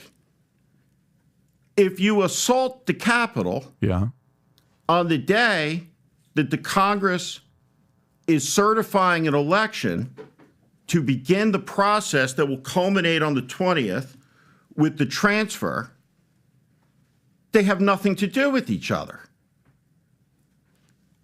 The attack on the 6th was incited by one of the 44 people in the history of the country who's raised his hand and swore the 35-word oath to preserve, protect, and defend the Constitution of the United States, period. It was the most grotesque betrayal and abdication of presidential responsibility in American history. It constitutionally disqualifies him, in my estimation, from holding office ever again. How could anybody look at what happened? Look at what happened. It was a tour? How fucking dare you? You didn't see the shaman getting guided around? Shit. The guy was supposed to be this crazy wild man. Okay, here's my question. Steve, how do you explain the countless FBI agents in plain uniform that Congress won't even tell us how many? Because it didn't happen. Oh, yeah. Oh, no. It didn't happen. Ray Epps led the violent insurrection. Oh, yeah, by the way, let me see this. Can I solve it? Go back to that video. Could you show this video? People are fucking rotting in jail for 30 years. Yeah, okay, they're for criminals. doing this shit. What the hell does that look like? Okay, what does that look like to you? One video. Look at the violence. I don't give a shit. Just because you're yelling doesn't mean you're right. No, it doesn't matter. That's one piece of video. Yeah, Why don't we show the hours of footage of them Tucker breaking Carlson. down Look, Tucker, okay. What guys, do we got here? We got Tucker Carlson here. We got a guy. We got Tucker Carlson. We got a guy who's got his own show on Russian Ashley TV. Babbitt, God rest her soul. We got the king of replacement, domestic terrorist. Oh my God, look at this violence. Oh my goodness. Yeah. Oh my God, they're turning it up. Let's roll the tape of the violence, though. Okay, that's like saying there's a war going on over here, but you have video of outside of them getting along. Here's my question. There's other videos, Vinny. Hold on, let's go back. So you mean to tell me Donald Trump, 2016, we found this is a fact. This isn't BS. I made this up. 2016, fact. All right, the Durham report. Hillary Clinton, DNC, FBI, they all colluded to say he. None of that's true. No. Oh yeah. None of it's true. So you're full of shit right now. Number one, 100% true. She paid for the dossier and did all that shit. 100%. So wait. So Donald Trump is crazy to think that they would cheat again? Are you kidding me? You mean having the FBI go to Twitter? There's no evidence of voter fraud of any type whatsoever anywhere. Yeah, but you're full of shit. That's a separate conversation. Hold on. By the way, and the hypocrisy for you guys to talk shit, the Lincoln Project was comprised of all the same shit that you guys accused Trump of. That's the fucking funny part. You guys were all full of shit. Your whole crew was tax evading, Russian foreign agent, money scandaling fucking people, and we're supposed to what? Believe you guys were making money. Where's all that money? Where's all the money? And I'm fucking crazy? You didn't vet none of those people? You didn't vet none of them? No, none of these people. And it's always the ones that point are the biggest pieces of shit. The ones that go, hey, look at Trump, tax guy, Russia guy. It was you guys. Wasn't me. It's you. Oh, you're innocent. You're 100% I pay my taxes. Oh, okay. Do you want to find? You want to find some fucking guy? You know what you are? An American patriot. You're a whack job. Yeah, I'm a whack job. You're a whack job. Let me guess. Dismiss conspiracy. No, the truth fucking hurts and doesn't care about your feelings. Period. I'm sorry. I'm not delusional what about he's saying about the peaceful tour of the Capitol, which I fully disagree with. It's not an opinion. It's not an opinion. He's a liar. He's a liar. He's lying into the camera about a violent event, saying it was peaceful, spouting conspiracy theories, and using a Tucker Carlson thing. I didn't play the video. I don't know what to say other than to say it's why the country, right? I mean, it's why Trump is leading in the polls because there's so many crazy whack jobs like me that are tired of your bullshit. Period. America first. Look where the fuck America is right now. Where are we? Are you happy with what's happening right now in this country? Are you genuinely happy with what's happening in the country? Border wide open, inflation, all the bullshit that's happening, all the violence, all the smash and grabs, all the shit. You're happy? I think three things. I genuinely think you're a whack job. God bless you too. Thank you so much. I think you're ignorant. Okay, thank you. Thank you. And I think you have nothing to say because you know that I'm right. And guess what? I hope to God Trump's win again. Trump wins again, so at night he just lives in your head. So he can kill me? No, kill the chairman of the Joint Chiefs? No, because I want you to wake up every morning and go, I want you to wake up every morning and go, oh, I want you to cry like all the people that cried, but he made America dope. It's people like you that are dividing us. All right? I don't give a shit about personality. I want policy. I want to live in a safe fucking country. All right? I want the border to be secure. I want the economy to be killing. All right? I don't want people like you. I don't know. Like, You seem he's a boogeyman. You seem a little rattled to me. Not at all, bro. I'm on point all day. Nice vein in your head. Yeah, it's a vein. It's called passion. Nice vein in your head. Yeah, I have passion. What do you think about what he's asking about killing the Joint Chiefs of Staff as a veteran? He's for it. No, what? For it. Kill him, right? What do you call What? When Trump wants to kill Millie. I didn't hear. Maybe you'll shoot him. I didn't hear it. You didn't hear it? He just said it. He just said it. Trump just said he wanted to kill Millie. You against him killing Millie? When did that happen? Yeah, it happened 3 days ago. Okay, I didn't see it. Headline news. Answer the question he's asking. He's asking a question about how do you feel America's doing today? We'll get to this here in a minute as well. How do you think America's doing today? Under Biden. I think the country is... I think the country's got a bad economy right now. Okay. And I think the country is... when you look at the polls right now, the country is having a choice put on it that it doesn't want. And so right now, when you have 80% of the country saying we don't want the Trump-Biden rematch, we'll see if we even get the Trump-Biden rematch, right? Johnson didn't get out of the race until March of 1968. We'll see.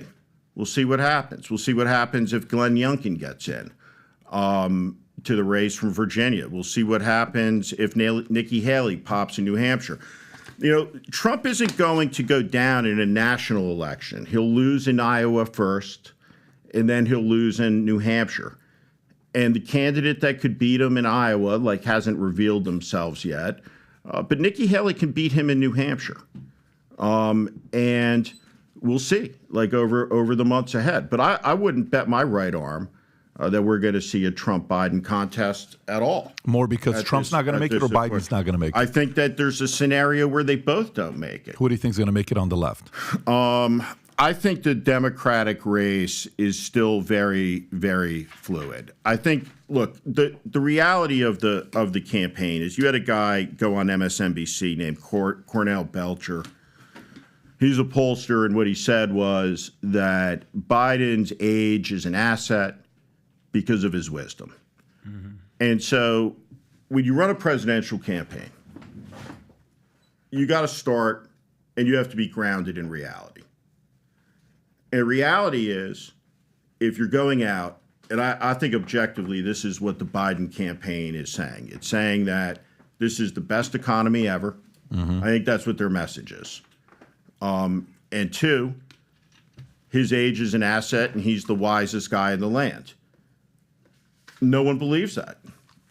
So I think that's a very difficult proposition. And so when you look at numbers in November, in December, that consistently show him losing to Trump, there will be a different discussion. Right now, when you see the numbers coming out that show a very close race, that show how much dissatisfaction there is with him on the economy, mostly in Washington, what they say is, don't believe the polls.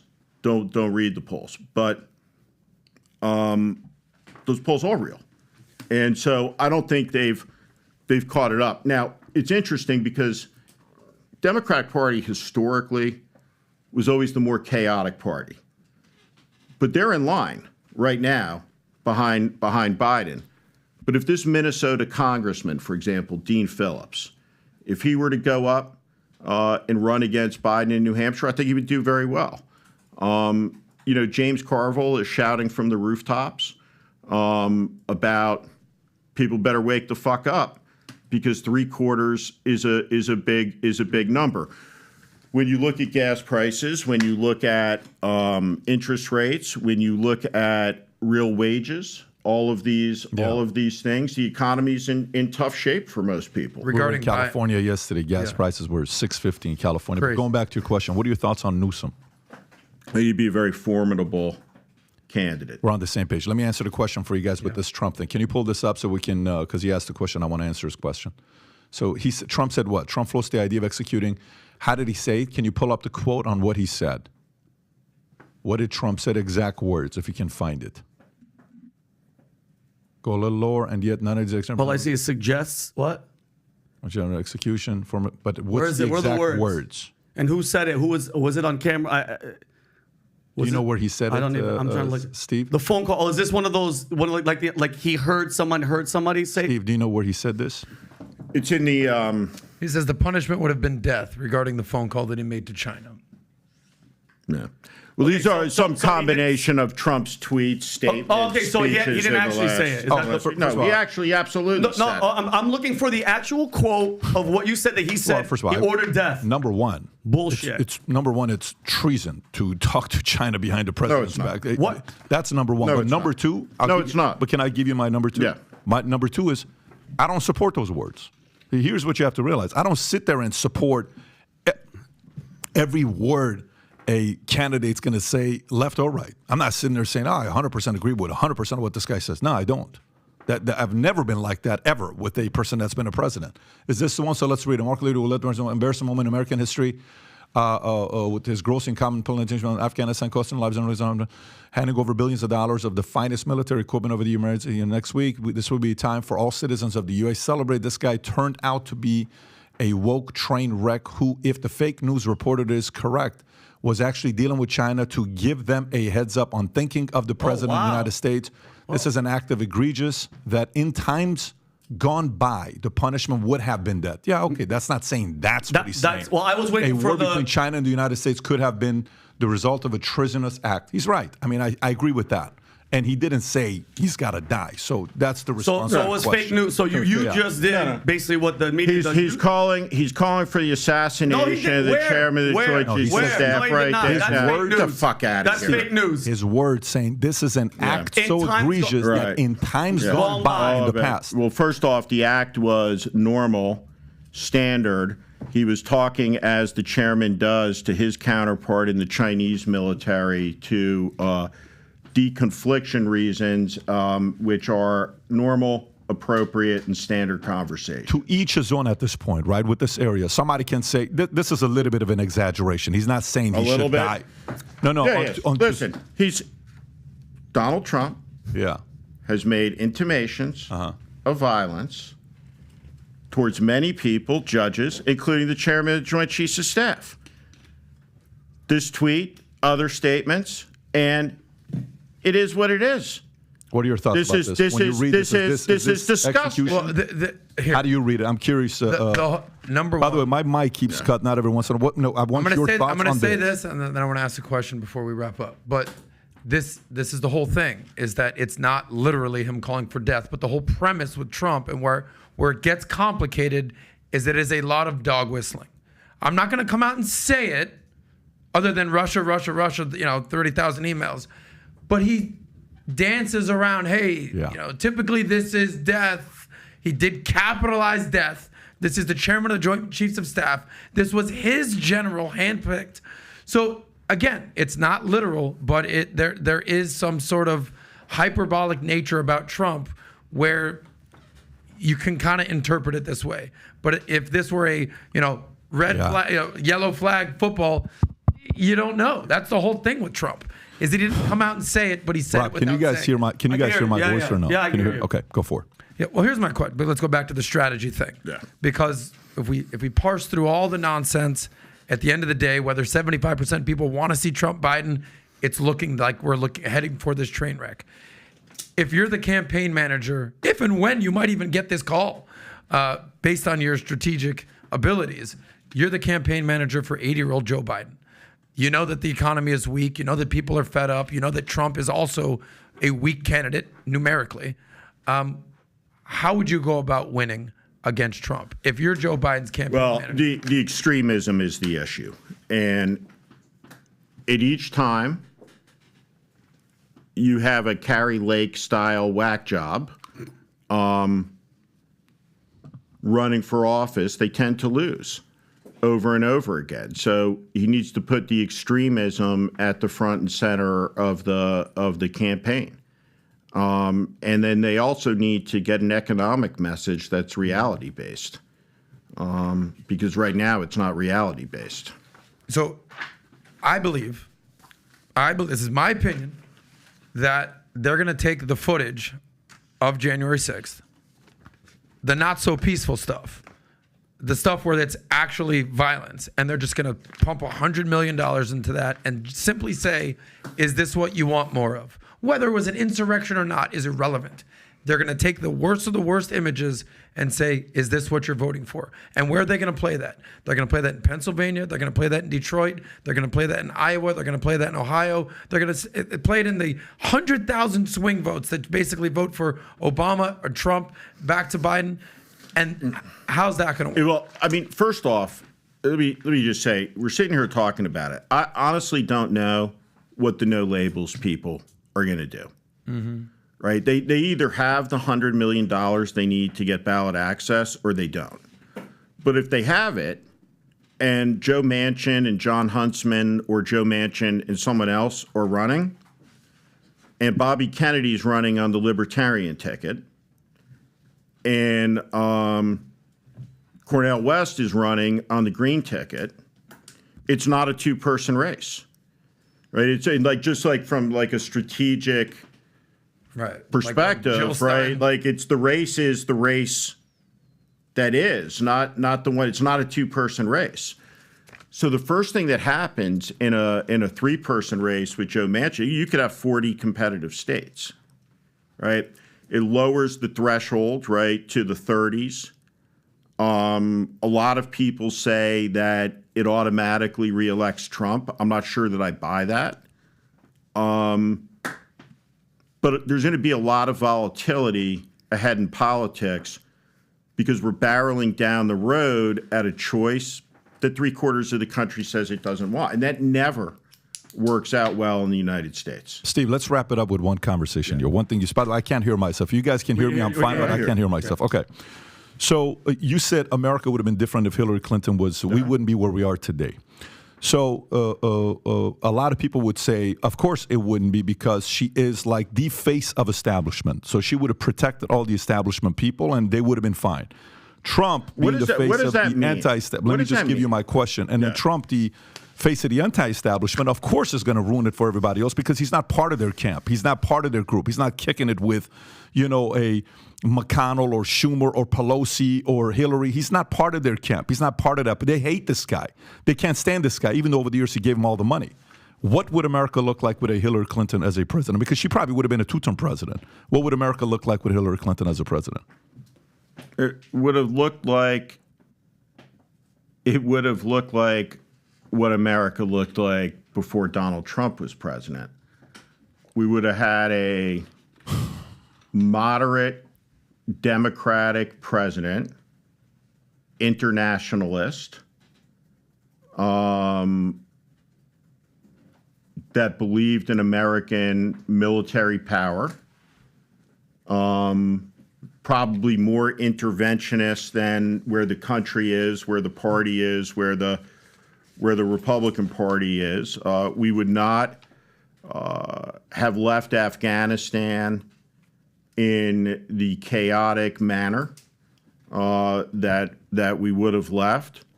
You would not have had the complete societal chaos and lying, and you wouldn't have had a president who lied to the American people 35,000 times. You're saying Hillary Clinton hasn't lied? Hillary Clinton has lied, but she doesn't lie like Donald Trump lies. 35,000 documented lies. Yeah. No person has ever done that. And so I guess like when you sit and you talk about like the establishment and the anti, I get the construct. right? And the us and the them and the puppet strings and the they and everything. But here's the deal. Donald Trump and everyone who worked for him, these are immensely powerful people. Are you going to tell me Wilbur Ross isn't part of the establishment? That the hedge fund titan Ken Griffin isn't part of the establishment? Steve Schwartzman, right, of Blackstone, who funded Trump, isn't part of the establishment? Come on. Yeah, I don't put him at the Larry Fink and Soros level at all. If you're talking deep state, you're talking Soros, you're talking Fink, you're talking. No. I got some of those guys. By the way, Steve, I just want to let you know. I have a big problem. I have to push back on it. Totally right? fine. Go for it. You should think carefully. Yeah. About using Jewish names and alleging global conspiracies. Right? I don't think you. What are you insinuating? What are you saying? What I'm saying is, when Elon Musk goes and he says it's the fault of the Jews that he fucked up Twitter. Yeah. Right? In the Anti-Defamation League, there is a virus of anti-Semitism in the air. And inimical to anti-Semitism is the a deep part of anti-Semitism, as it's expressed, is always the conspiracy. Yeah. Right? And Soros conspiracy, Fink conspiracy, it's all bullshit. It's all nonsense. Lay out the conspiracy in detail or don't, but the assertion of some powerful flowing conspiracy, it's not a conspiracy against Trump. Soros in spends what a lot of money to Open Society, $32 billion.